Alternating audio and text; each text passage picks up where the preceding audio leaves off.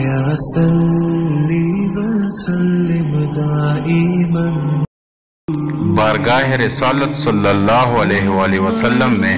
درود نہ بھیجنے والا اللہ کی رحمت اور فضل سے ہی محروم ہو جاتا ہے، اور وہ فیوز و برکات جو درود و سلام کی بدولت حاصل ہوتے ہیں نہ پڑھنے والے کو حاصل نہیں ہوتے، بلکہ احادیث مبارکہ میں درود و سلام نہ پڑھنے والے کی بڑی مذمت بیان ہوئی ہے۔ حضرت ابن عباس رضی اللہ تعالی عنہ بیان کرتے ہیں کہ حضور نبی اکرم صلی اللہ علیہ وآلہ وسلم نے ارشاد فرمایا،